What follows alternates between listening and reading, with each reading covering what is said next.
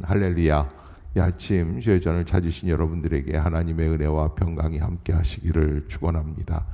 오늘 마가복음 15장 1절부터 이렇게 보면 예수님께서 어떻게 십자가에서 처형당하게 되셨는가에 대한 그런 말씀들이, 주변 설명들이 기록이 되어 있습니다.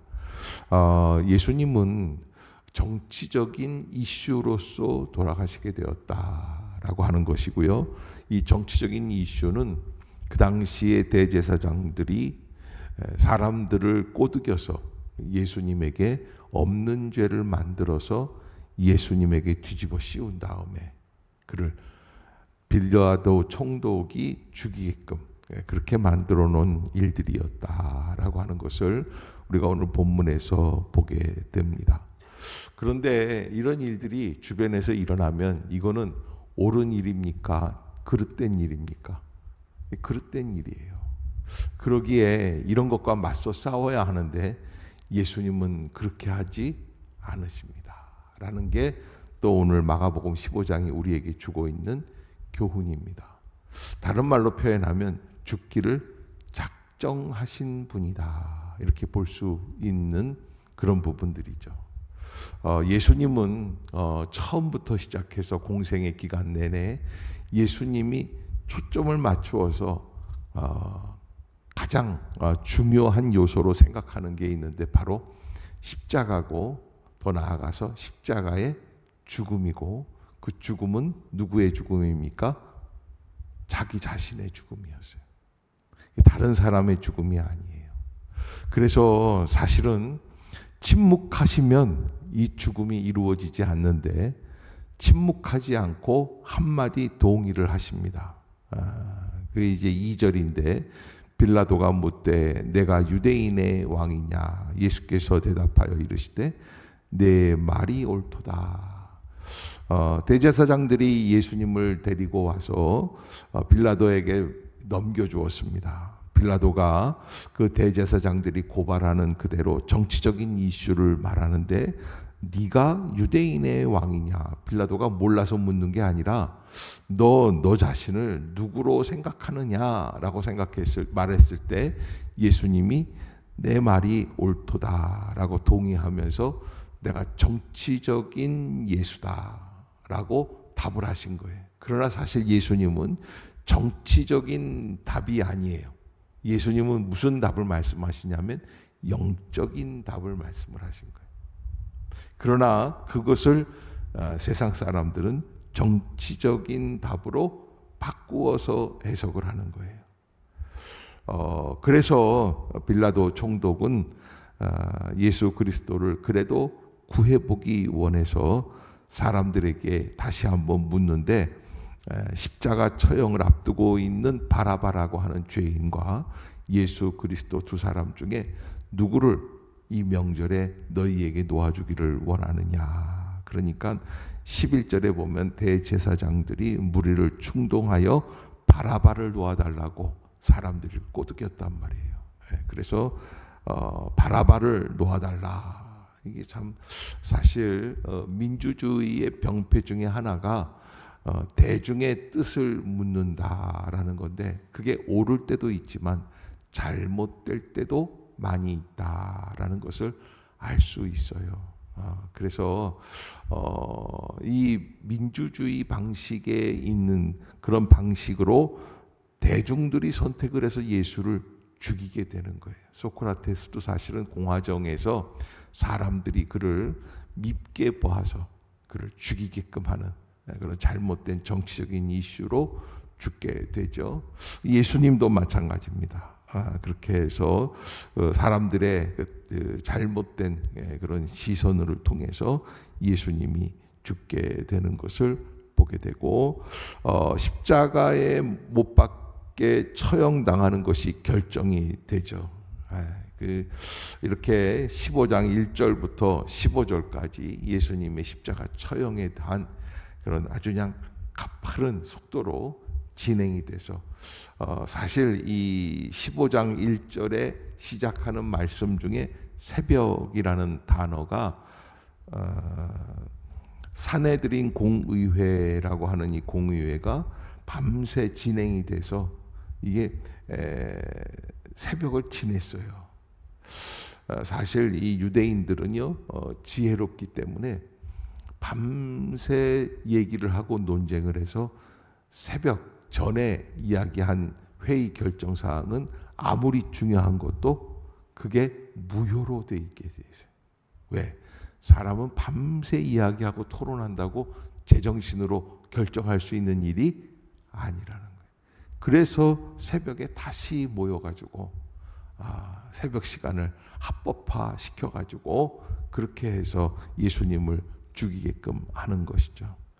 더군다나 예수님이 빌라도에게 묻는 말씀에 네가 유대인의 왕이냐, 예수님이 아무 말씀도 안 하고 계시다가 그 순간에만 대답을 하세요. 이는 왜 그러느냐, 사람들이 자기를 정치적인 이슈로 죽이게끔 하는데 동의를 하신다. 죽음에 자기를 내던지는 모습을 보게 됩니다. 우리가 이 모습들을 이렇게 보면서 사실 대제사장이나 본디오 빌라도나 어떤 모습을 갖고 있냐면 마치 자기들이 이 세상의 주인인 것 같아요. 자기들이 판단하고 무리한 죄를 프레임을 씌워서 사람을 죽이게 하려고 하는 모습들을 보면 다 이 사람들이 자기가 주인이라고 생각하는구나, 자기가 판단하는구나, 자기가 정죄하는구나.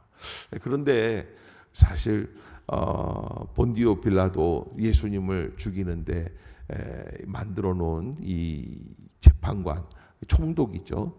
이 총독, 이 빌라도는 예수님을 죽게 하는 가장 중요한 이유는 자기가 정치적으로 총독으로 계속 살아남으려고 하는 이유가 있었다라는. 그래서 빌라도는 이 시끄러운 거 골치 아프지만 대제사장들이 자기들끼리 그 무슨 음모 때문에 저렇게 죽이려고 하는데 모르겠다 그러고서는 죽인 거예요. 그런데 빌라도가요 알 수 없는 상황 속에서 정신이 이상이 돼요. 그리고 계속 반복해서 꿈을 꾸게 되고 꿈속에서 예수 그리스도의 음성을 듣게 되고 미치게 돼요. 그래서 로마로 호송당하게 되고 총독일을 그만두게 되고 나중에는 견디다 못해 자기 스스로 자기의 목숨을 끊게 되는 거예요. 사실 빌라도가 이렇게 봤을 때 예수님의 죽음은 아무 의미 없는 죽음일 수 있었어요. 그래, 이것도 시끄럽고 밀란이 일어나고 사람들이 또 나한테 덤빌 수 있고 그러니까 시끄러운 문제를 만들지 말고 그냥 조용히 덮어버리자. 한 사람쯤 죽어도 될 수 있지. 그러나 예수 그리스도를 죽인다는 것, 그래서 사도신경에 뭐라고 그럽니까? 본디오 빌라도에게 고난을 받으사. 2000년 동안 본디오 빌라도에게 고난을 받으사 수십억의 이 예수 믿는 사람들이 신앙을 고백할 때마다 그 이름이 회자가 되는 거예요. 그래서 하지 말았어야 할 일인데 그 일을 감당하는 모습들을 통해서 정말 인간의 부족함을 깨닫게 되는 거죠. 특히 대제사장들도 빌라도가 그런 이야기를 해요. 나는 이 일에 책임이 없다까지 얘기를 하는데 대제사장들이 다른 복음서에 보면 뭐라 그럽니까? 이 일을 우리와 우리 자손들에게 돌리소서. 그 무슨 얘기예요? 이거는 민족을 살리기 위해서 이 예수란 이 청년을 죽이는 일은 아무것도 아니야. 자신이 있다는 거예요. 그러나 그 일을 통해서 40년 뒤에 예수님이 죽으시고 40년 뒤에 어떤 일이 벌어집니까? 그리고는 예수 그리스도의 죽인 죄가 티투 장군이라고 하는 로마 장군이 와서 예루살렘에 있는 유대인들 수십만 명을 다 죽여버려요. 완전히 뭉개버리는 거예요. 그리고 2000년 동안 나라가 없이 방황하는 민족이 되게 돼요. 그것뿐이에요. 사실은 1943년 2차 세계대전이 발발이 되면서 독일의 아돌프 히틀러가 600만 명의 유대인을 죽여버리게 되죠. 그런 모습들을 보면서 한 사람을 죽이고 살리는 일들 속에서 우리는 어떠한 모습으로 살아가고 있는가라는 것을 한번 생각해 봐야지 되는 것이죠. 자, 예수 그리스도를 죽이는 일에 있어서 로마 군사들은 그저 브라이도리온이라고 하는 관정 안에 있는 뜰 안으로 데리고 들어가서 조롱을 하고, 왜 그렇습니까? 이 사람들은 예수 그리스도가 진정한 하나님의 자녀이신 것을 모르죠. 그렇게 해서 그를 때리고 그 다음에 자색 옷을 입히고 가시관을 엮어 씌우고 그 앞에서 경례도 하고 갈대로 그의 머리를 치고 침을 뱉고 조롱을 하는 모습들을 보여줍니다. 여기 이제 21절부터 한 사람이 나오는데 그게 바로 구레네 시몬이라고 하는 저 아프리카 북아프리카에서 올라온 사람인데, 이 사람이요 억지로 유월절을 구경하러 왔다가 갑자기 자의로 그런 것이 아니라 로마 병사들이 예수님이 너무 지쳐서 십자가를 못 지니까 그 구레네 사람 시몬에게 억지로 십자가를 지우게 하고, 그리고 예수와 더불어서 함께 끌고 골고다라는 곳으로 갔다. 그런데 그 십자가를 짊어지는 일에 동참했던 구레네 시몬이라는 사람이, 이 사람이 왜 죽었을까? 왜 죽어야만 할까? 왜 십자가를 짊어져야 할까? 그 와중에 예수를 바라보게 되고 나중에는 예수를 영접하게 되고 예수를 믿고, 그래서 이 사람이 자기 고향으로 돌아갔을 때 그 고향에서 이미 예수 그리스도를 증언하는 사람이 되고, 그리고 100년 안쪽에 그 지역에 감독이 돼요. 그 자손들이. 그래서 엄청난 믿음의 축복을 받는 그런 믿음의 사람으로 살아가게 되는 것이죠. 저는 예수님의 죽음에 대해서 우리가 잘 알고 있지만, 그러나 구레네 사람 시몬을 볼 때마다 이런 생각이 듭니다. 우리가 인생을 살면서 억지로 십자가를 져야 될 때가 있어요. 그럼 우리는 참 억울하다고 생각을 해요. 왜 내가 일을 당해야 되나? 그리고 막 소리를 지르고 안 하려고 하고 외면하려고 합니다. 그런데 그 억지로 지는 십자가를 그 당시에는 이게 불합리한 것처럼 보이는데, 가만히 인생을 지내고 보면 그것 때문에 오히려 그의 삶이 다시 어마어마한 축복의 길로 나아갈 때가 있습니다. 억울한 게 다 좋은 건 아닙니다. 일부러 억울한 길로 갈 필요도 없습니다. 그러나 억울한 게끔 하나님이 꼼짝 못하게 우리를 그 막다른 골목길에 이르게 하실 때가 있어요. 그때 우리는 조용히 주님 앞에 나아가서 십자가를 짊어지는 거예요. 제가 이제 요 준비하다가 어느 목사님이 큐티를 중심으로 하는 이 묵상을 이렇게 하시는 그 얘기를 들어봤는데, 어느 이렇게 교회에서 큐티를 하는데, 이 부분을 가지고 큐티를 하는데, 이 십자가를 짊어지시는 예수 그리스도에 대해서 큰 은혜를 한 젊은 여자가 받게 돼요. 그러면서 이제 거기에서 내가 지금 억울하다고 생각하는 게 뭘까? 그런데 그 여인은요, 결혼을 잘못했어요. 결혼을 하고 얼마 안 돼서부터 남편이요 술을 먹고 들어와가지고 부인을 때리면서 뭐라 그러냐면, 너 내 등에 빨대 꽂아서 나를 쪽쪽 빨아먹으려고 돈이나 벌어오는 기계로 만들지 말고 너도 돈 갖고 와라, 막 소리 지르면서 폭행을 하고 술주정을 하고, 그러면서 이 남자가 어디다가 이제 주식을 투자하고 그러는데, 그런 사람들이 투자하는 건 돼요, 안 돼요? 안 되죠. 그러니까 친구들이요 그 여자를 막 나무라는 거예요. 너 빨리 이혼해라. 너 이거 제정신이야.